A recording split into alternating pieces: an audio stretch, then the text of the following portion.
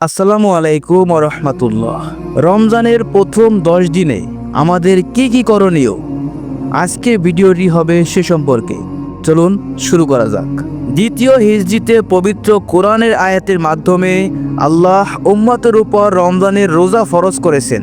রাসূলুল্লাহ সাল্লাল্লাহু আলাইহি সাল্লাম বলেছেন, রমজানের প্রথম দশক রহমতের, মধ্য দশক মাগফিরাতের আর শেষ দশক নাজাতের।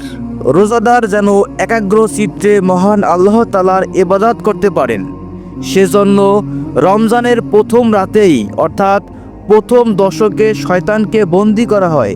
রহমত স্বরূপ রোজাদারের শুরু থেকে কোনো রোজা তার জন্য কষ্টসাধ্য মনে হয় না।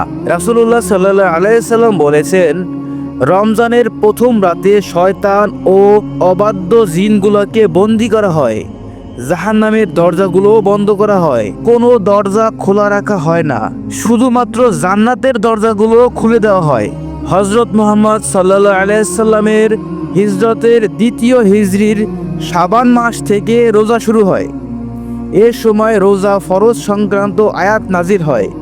সেখানে বলা হয়, হে ঈমানদারগণ, তোমাদের উপর রোজা ফরজ করা হলো যেভাবে তা ফরজ করা হয়েছিল তোমাদের পূর্ববর্তীদের উপর, যাতে তোমরা সংযমী হও। সূরা বাকারার 185 নম্বর আয়াতে মহান আল্লাহ তাআলা আরও বলেছেন, তোমাদের মধ্যে যে ব্যক্তি সেই মাসকে পায় সে যেন রোজা রাখে। ইসলামী চিন্তাবিদ ও আলেমরা কোরআনের আলোকে রোজার তাৎপর্য বর্ণনা করতে গিয়ে বলেছেন, এটা ধৈর্যের মাস, এটা সহানুভূতি প্রদর্শনের মাস, এটা সেই মাস যে মাসে মুমিন বান্দা রিজিক বাড়িয়ে দেওয়া হয়। প্রিয় দর্শক, আমরা অতি ভাগ্যবান যে 2025 সালে এসে আমরা পবিত্র মাহে রমজান পেয়েছি। তাই আমরা এখন থেকে প্রতিজ্ঞা করব, অর্থাৎ প্রথম রমজান থেকেই আমরা প্রতিজ্ঞা শুরু করব, 30টি রোজা যেন আমরা সঠিকভাবে পালন করতে পারি। আল্লাহ তাআলা আমাদেরকে সেই তৌফিক দান করুন, আমিন।